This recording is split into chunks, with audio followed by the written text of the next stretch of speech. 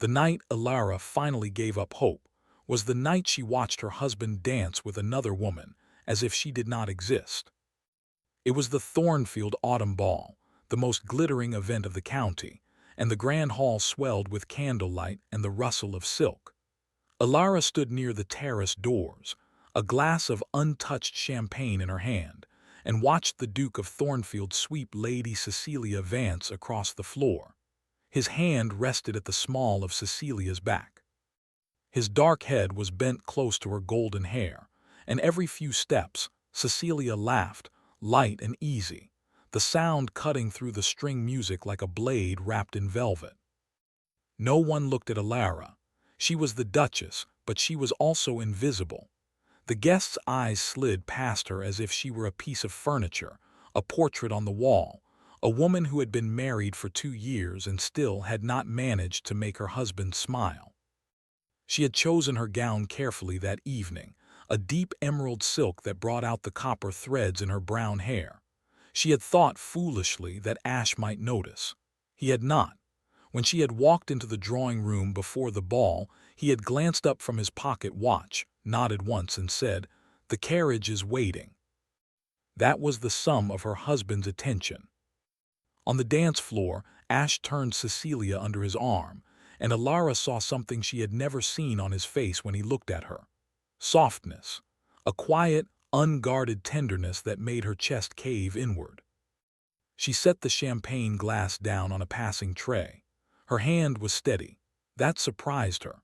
After 2 years of small humiliations, she would have expected her body to betray her, but instead, a strange, hollow calm settled over her shoulders like a cold shawl. It was the calm of a woman who had finally stopped hopping. She walked out onto the terrace. The October air bit through her gown, but she did not go back inside. She stood with her hands on the stone balustrade and looked out over the darkened gardens, and she let the truth sink into her bones. Ash did not love her. He would never love her. He had married her because his father had arranged it before he died, because her family's name was respectable and her dowry had been enough to keep Thornfield from crumbling. She had been a transaction, a signature on a contract, a duty. And she had been foolish enough to fall in love with him anyway. Behind her, the music swelled. Lady Cecilia laughed again. Alara closed her eyes and made a silent vow to the cold autumn stars. No more. She would give him duty. She would give him a well-run household and polite companionship. But she would not give him her heart anymore. That fragile, hopeful, pathetic heart had been ignored long enough.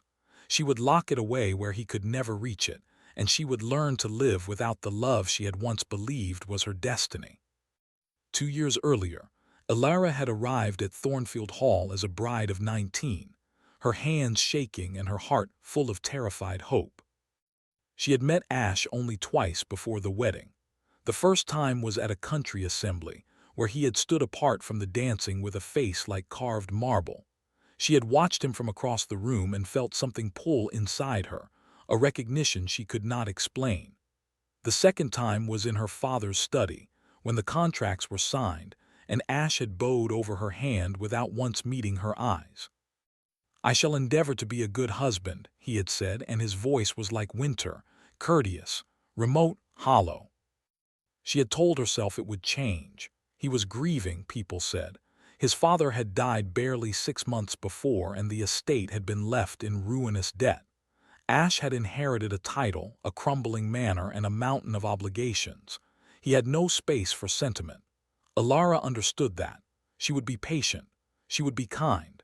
She would love him enough for both of them until he was ready to love her back. She threw herself into being the perfect duchess. She learned the household accounts. She charmed his tenants. She redecorated the east wing with her own hands, uncovering the beautiful old wallpaper beneath decades of dust. She left fresh flowers on his desk every morning, white roses from the garden, because his housekeeper had told her they were his mother's favorite. She learned how he took his tea, how he liked his newspapers folded, how he hated the clatter of carriage wheels on gravel and always paused by the window when a storm was coming. She loved him quietly, diligently, with every fiber of her being. And Ash was never unkind. That was the cruelest part. He was perfectly, impeccably polite. He thanked her for the flowers. He complimented her management of the household. He asked after her health. He performed the duties of a husband with mechanical precision, and Alara learned to smile through the loneliness because she believed, with all the stubborn optimism of youth, that one day he would look at her and truly see her. That day never came. Instead, she began to notice the things he did not say. He never asked about her day unless prompted. He never sought her out in the house unless there was a matter of estate business. When she entered a room, his expression did not change. When she left it, he did not watch her go. And then there was Lady Cecilia Vance. Cecilia had been Ash's childhood friend, the daughter of a neighboring baron. She was beautiful in the way that made other women feel plain. Honey blonde hair, eyes the color of summer sky, a laugh that made everyone want to laugh with her. She had married a wealthy viscount in London, but her husband had died of fever 2 years ago, leaving her a wealthy widow who returned to the countryside trailing black silk and tragic glamour. Ash was never cold with Cecilia. When Cecilia visited, Ash's shoulders relaxed. He smiled more in an hour of her company than Alara had seen in a month of marriage. They had a language together, shared memories and private jokes that excluded Alara like a closed door. Society noticed. The whispers started gently at first, then grew bolder. The Duchess was a placeholder, they said, a practical choice. The Duke's heart had always belonged to Lady Cecilia, and now that she was free, it was only a matter of time before the Duchess was quietly set aside. Alara pretended not to hear the whispers. She smiled at dinner parties. She danced with aging barons while Ash stood in the corner with Cecilia, their heads bent together. She told herself that jealousy was unworthy of her, that trust was the foundation of any marriage, that Ash had given her no real reason to doubt him. Until the night of the ball. Until she saw him look at Cecilia with an expression she had begged the universe to see turned toward her, just once. And the last, tattered thread of hope inside her finally snapped. The morning after the ball, Alara woke early, and everything felt different. The grief was still there, a dull ache behind her ribs, but the frantic, desperate longing had gone quiet. In its place was something colder and cleaner. Resolve. She dressed without ringing for her maid and went down to the breakfast room before the servants had finished laying the silver. When Ash came down an hour later, he found her already seated with a cup of tea and a ledger open in front of her. "Good morning," he said, moving to the sideboard. "Good morning," she replied, and her voice was perfectly pleasant. She did not look up. Ash paused, a slice of bread halfway to his plate. Something in her tone caught his attention, a note he could not identify. He glanced over his shoulder. She was absorbed in the ledger, her brows slightly furrowed, her hair already pinned up in that neat, practical style she favored. She looked exactly as she always did. Calm, composed, utterly unremarkable. He dismissed the flicker of unease and sat down across from her. "The Thornfield Autumn Ball was a success," he said, unfolding his newspaper. "Lady Pemberton complimented the arrangements. She said the Duchess has a gift for hospitality." "How kind of her," Alara said, turning a page. Ash waited. In the past, she would have smiled or blushed or said something self-deprecating and hopeful. She would have asked if he had enjoyed himself. She would have found a way to stretch the conversation, to hold him at the table a few minutes longer. Today she said nothing. The silence stretched. Ash felt an odd twinge, like a muscle he had forgotten he possessed. He shook out his newspaper and began to read. The change was so small that no one else noticed, but over the following weeks it grew. Alara stopped leaving flowers on his desk. The small crystal vase that had held fresh white roses every morning for 2 years sat empty. Ash did not notice for the first 3 days. On the 4th day, he glanced at the corner of his desk and felt a vague sense of something missing. But he was late for a meeting with his steward, and the thought slipped away before he could catch it. She stopped waiting for him in the drawing room after dinner. Previously, she had always lingered, a book open on her lap, hoping he would come in and sit with her. He rarely did, but she had been there anyway, a quiet sentinel of hope. Now she went to her own sitting room, or to the library, or sometimes out into the gardens even when the evening was cold. When Ash came looking for her once, to ask about a letter from his solicitor, he found the drawing room dark and empty. He stood in the doorway for a long moment. The fire had burned down to embers.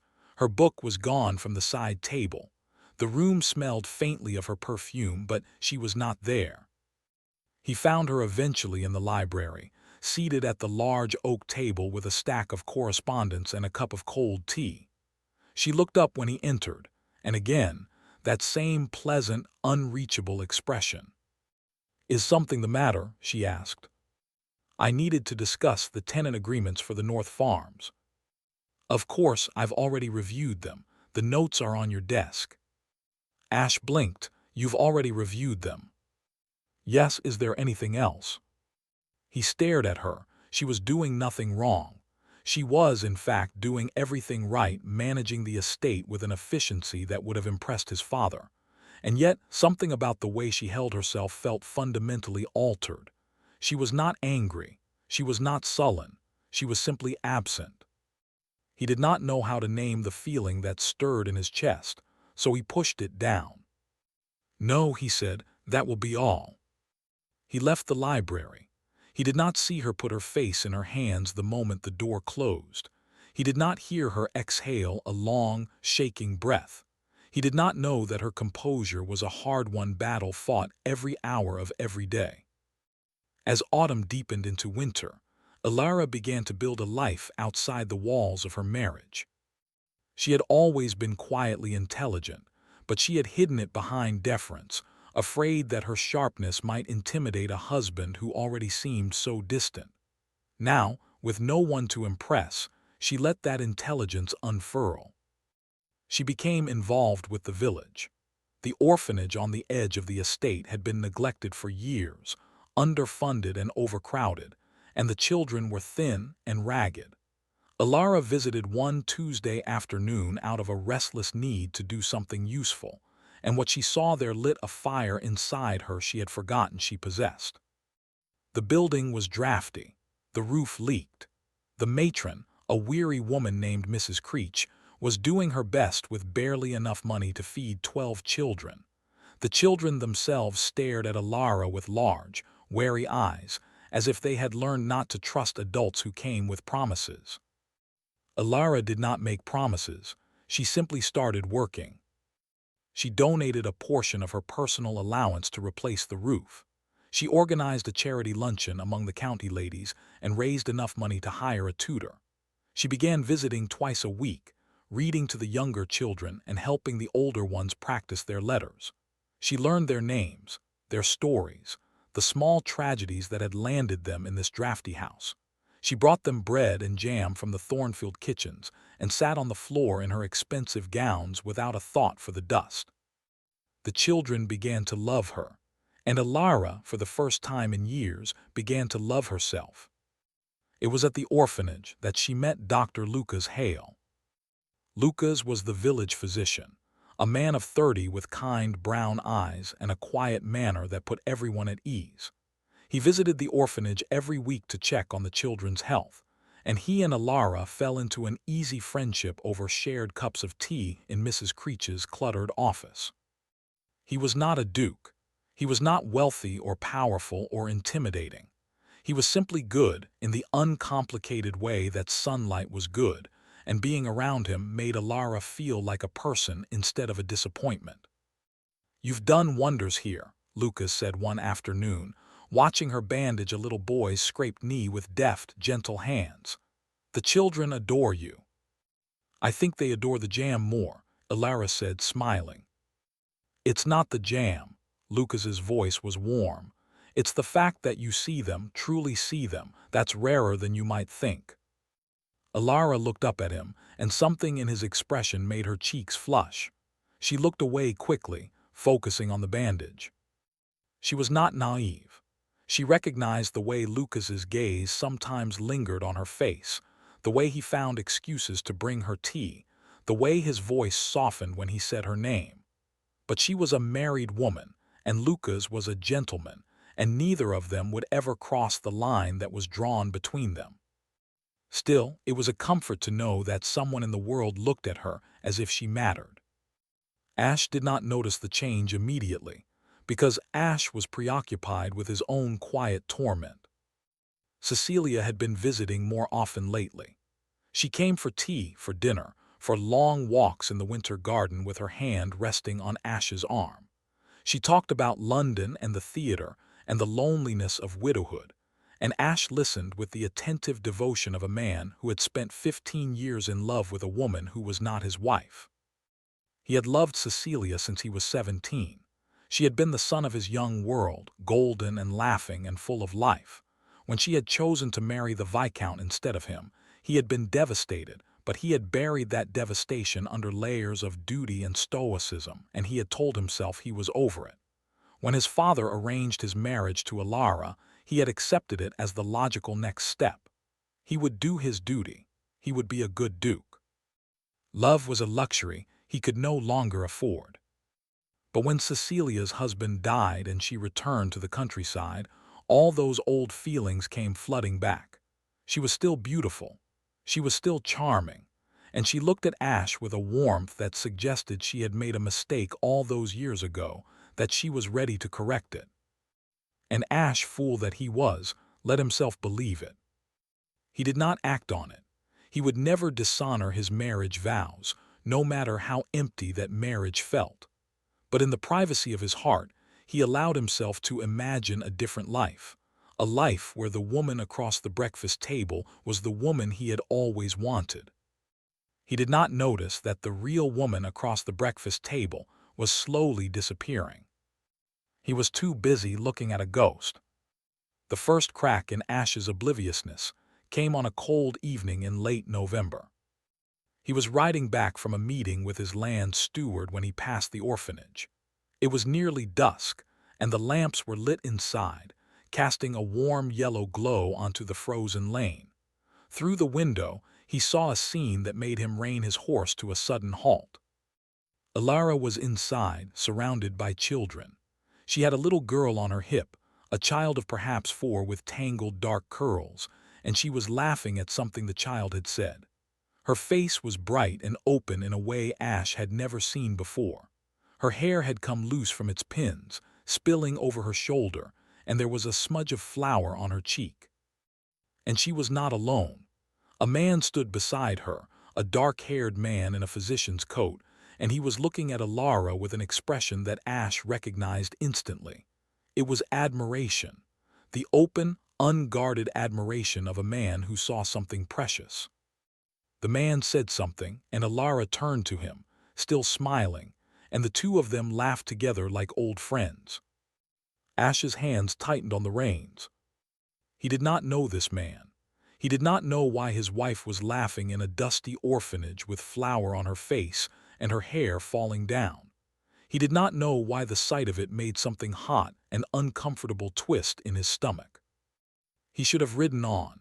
He should have gone home and asked her about it calmly over dinner. Instead, he dismounted, tied his horse to a post, and walked into the orphanage like a man walking into a storm he did not understand. The children scattered at the sight of him. A duke in riding boots and a greatcoat was an intimidating presence, and they melted back against the walls with wide eyes. Lucas straightened, his expression shifting from warmth to cautious politeness. "Your Grace," he said, bowing slightly, "an honor." Ash did not acknowledge him. He was looking at Alara, who had turned to face him with an expression that was neither welcoming nor afraid.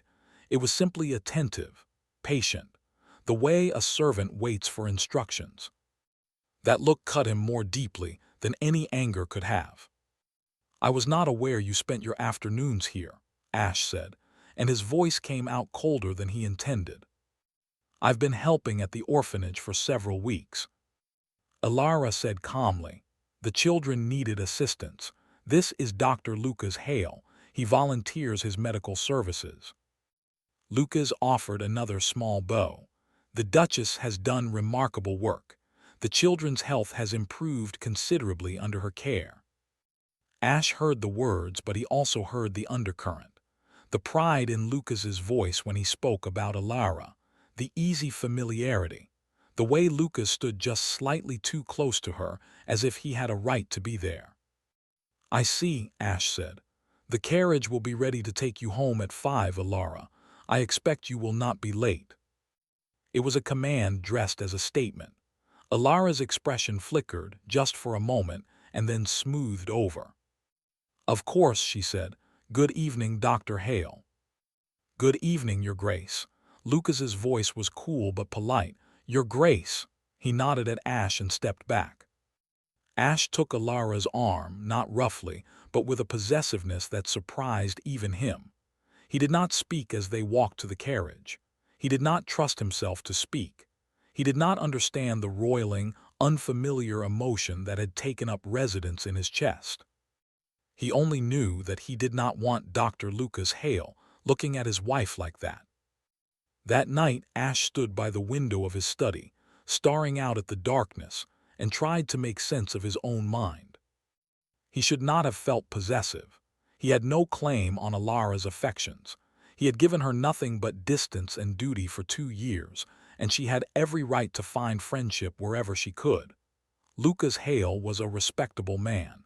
There was no scandal in her association with him. And yet, the image of her laughing in the orphanage, her face alight with a joy he had never been able to give her, would not leave him alone. He thought about the empty vase on his desk. He thought about the drawing room, dark and abandoned after dinner. He thought about the way she had looked at him in the library, polite and absent, as if he were a minor inconvenience.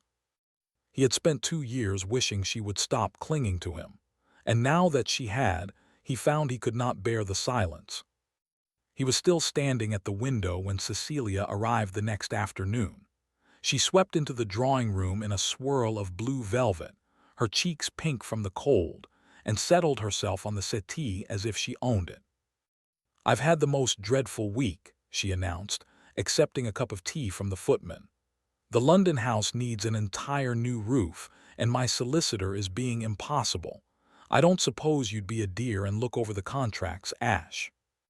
"Of course," Ash said, because it was habit, because Cecilia had always depended on him, because he had always been there to solve her problems.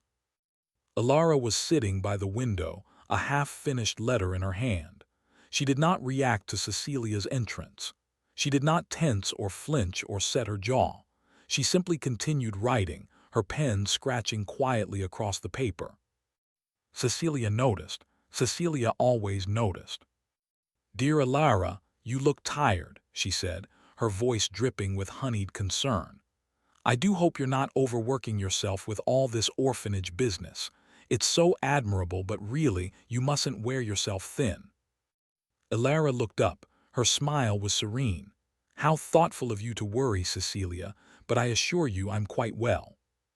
I only mention it because the village is so grateful for your efforts. It's all anyone talks about." Cecilia's eyes glittered. The Duchess and her doctor, so devoted to the poor. The implication hung in the air like smoke. Ash stiffened. Alara's pen paused for the briefest instant, then resumed. "Dr. Hale is devoted to the children's health," Alara said evenly. "As am I. It is a shared purpose, nothing more." "Of course it is," Cecilia said, laughing lightly. "I never meant to suggest otherwise." But the damage was done. Ash's jaw tightened. Alara did not look at him. She folded her letter, rose gracefully, and excused herself from the room. Cecilia watched her go with a small, satisfied smile. That evening, Ash found Alara in the library again. She was seated in the corner, a book open on her lap, but her eyes were not on the page. She was staring into the fire with an expression so weary that it stopped him in the doorway. He had never seen her look like that before. She had always been so composed, so relentlessly optimistic. Even when he had ignored her, dismissed her, taken her for granted, she had kept her shoulders straight and her chin up. But now, alone in the firelight, she looked like a woman who had been fighting a long, losing battle and had finally run out of strength. The sight struck him like a physical blow. He cleared his throat. She startled, her mask sliding back into place so quickly he almost doubted what he had seen. "Yes," she said. "I wanted to apologize for this afternoon," he said, and the words felt clumsy and foreign in his mouth. Cecilia was out of line. Elara studied him for a moment. Was she? The question was quiet, but it landed with the weight of an accusation. Ash did not know how to answer it. "I did not mean to imply anything improper about Dr. Hale," he said finally. "You didn't imply it, Cecilia did, you simply allowed it." Elara closed her book. "But it doesn't matter. People will talk, and I have learned to live with talk."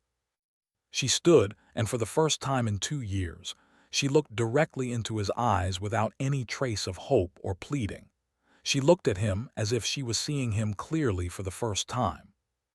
"I know about Lady Cecilia, Ash. I have always known. And I have never asked you for explanations, because your heart is your own and I have no claim to it. But I will not be shamed in my own home for the crime of finding purpose outside a marriage that has given me nothing but loneliness." The words were not shouted, they were not even angry, they were simply true. Ash stood frozen, his throat tight, unable to form a response. Elara waited a moment longer, and when he said nothing, she walked past him and out of the library. Her footsteps echoed down the corridor, and then there was only silence. The weeks that followed were a strange, suspended purgatory. Elara continued her work at the orphanage, but she was careful now. She did not linger in Lucas's company. She did not give the gossips any fresh fuel.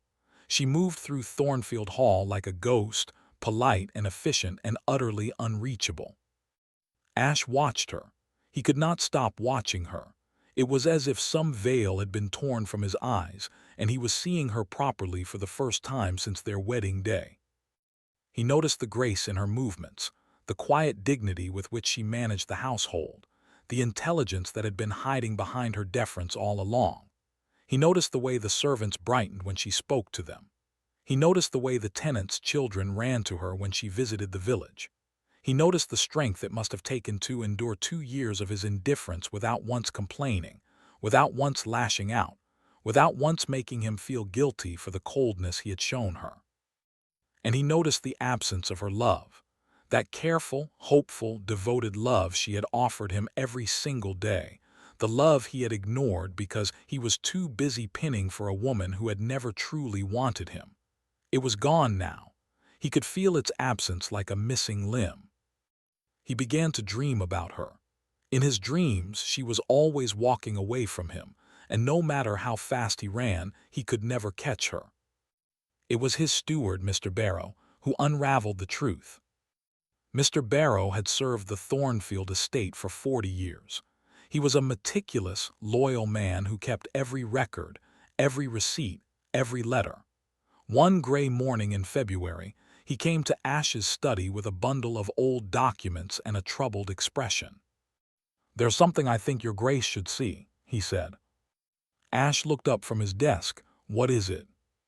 "When your father died, the estate was in terrible debt. You remember, we were weeks away from losing everything. And then, suddenly, the debts were paid. An anonymous benefactor transferred a fortune into the estate's accounts. We never knew who it was." "I remember," Ash said slowly.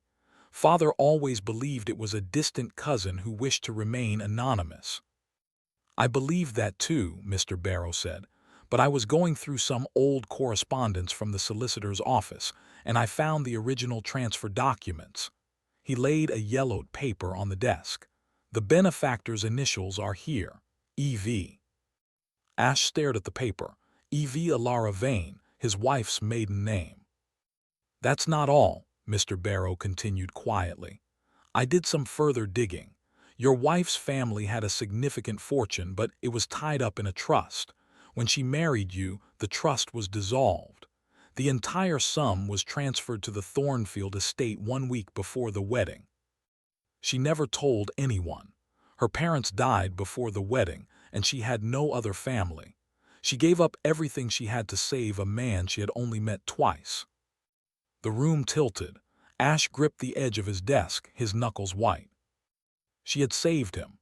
She had saved his estate, his title, his legacy. She had arrived at Thornfield with nothing but the clothes on her back, and she had never once mentioned the sacrifice she had made. She had never asked for gratitude. She had never held it over his head. She had simply loved him, quietly and completely, expecting nothing in return. And he had repaid her with 2 years of cold neglect. "Leave me," Ash said hoarsely. Mr. Barrow bowed and withdrew.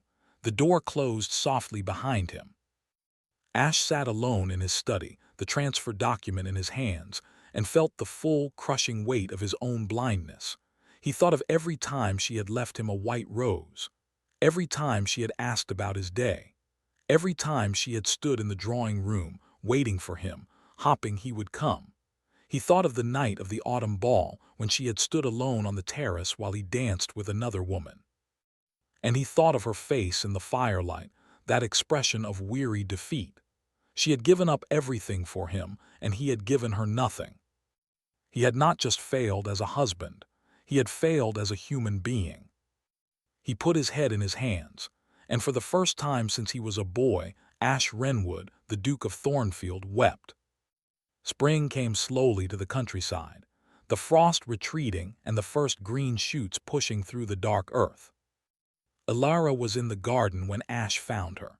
She was kneeling by the rose beds, her gloves covered in soil, a basket of pruning shears beside her. She did not hear him approach over the sound of birdsong and the distant bleating of sheep. He stood at the edge of the rose garden and watched her for a long moment. She looked peaceful, he thought. Not happy, perhaps, but peaceful. She had built a life for herself, a life that did not include him, and she seemed content in it. The thought terrified him. "Ilara." She looked up, startled. Her expression flickered when she saw his face. Something in his eyes must have been different, because she set down her shears and rose to her feet, brushing the soil from her gloves. "What's wrong?" she asked. "I know," he said. His voice was raw. "I know what you did, the estate, the transfer. You gave up your entire inheritance to save Thornfield." Ilara went very still. The color drained from her cheeks. "How did you find out?" "Barrow, the transfer documents." Ash took a step toward her. "Why didn't you tell me?" She was silent for a moment. Then she pulled off her gardening gloves, one finger at a time, and folded them neatly in her hands. "Because I didn't want your gratitude," she said quietly. "I didn't want you to feel obligated to me. I wanted you to love me for who I was, not for what I had given you." The words were simple, but they hit him like a blow to the heart. "I thought if I was patient enough, kind enough, you would eventually see me," she continued. "I thought if I loved you well enough, you would learn to love me back, but you didn't, and I've accepted that now. I've made my peace with it." "Ilara." "Please." She held up a hand, and the gesture was so calm, so final that it stopped him cold. "You don't have to say anything. I know your heart has always belonged to Cecilia. I don't blame you for that. You can't choose who you love. But I also can't keep living in a house where I am invisible. I've been thinking about this for some time, and I believe it would be best if I moved to the Dower House. We can live separately. The world will call it a retreat for my health, and no one will question it." The Dower House. The small, quiet house on the edge of the estate where widowed duchesses went to live out their remaining years. She was not a widow, but she was proposing to become one in spirit.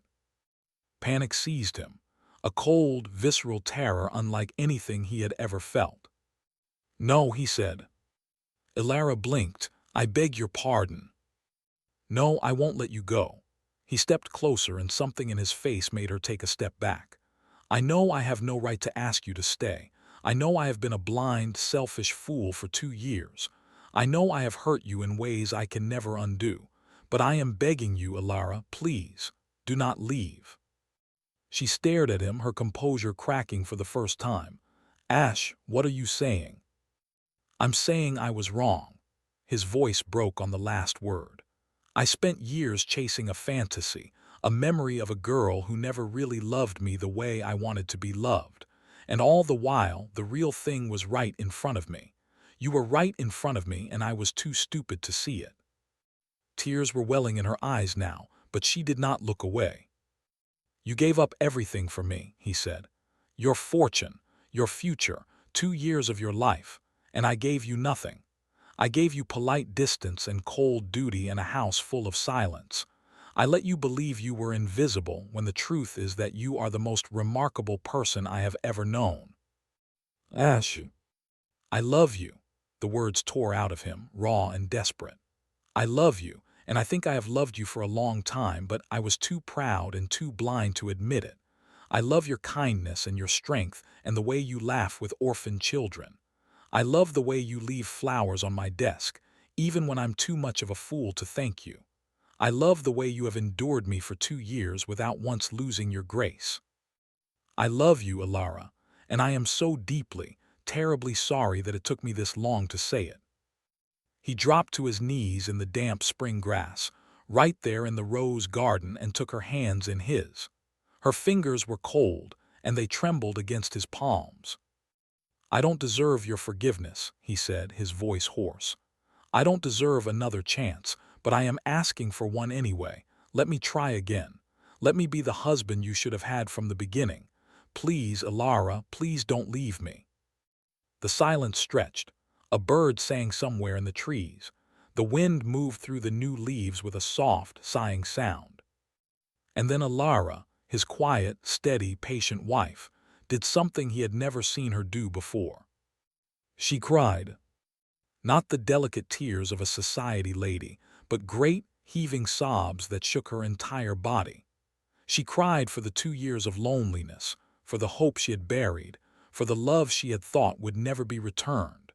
She cried until her knees gave out, and Ash caught her, pulling her into his arms, holding her against his chest as if he would never let her go. I loved you so much, she choked out. I loved you so much, and you didn't see me. I see you now, he whispered into her hair. I see you now, and I will spend the rest of my life making sure you never feel invisible again. I swear it.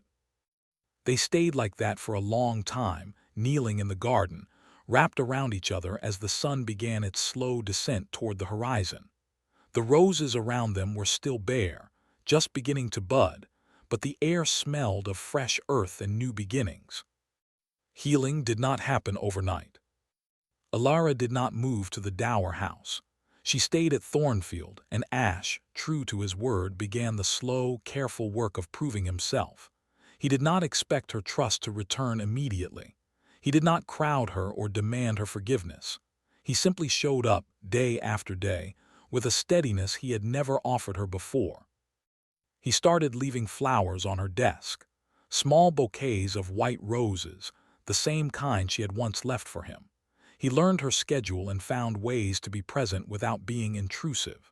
He visited the orphanage with her and discovered that he genuinely liked the children, that their chaos and noise filled something hollow inside him. He stopped seeing Cecilia for private visits, and when Cecilia sent him a tear-stained letter accusing him of coldness, he replied with a brief, polite note wishing her well in London. Lucas Hale, to his credit, accepted the change with quiet dignity. He continued his work at the orphanage, and he and Alara remained friends, but the undercurrent of possibility between them faded. Lucas was too good a man to interfere in a marriage that was being genuinely repaired. And slowly, tentatively, Alara began to trust again. It happened in small moments.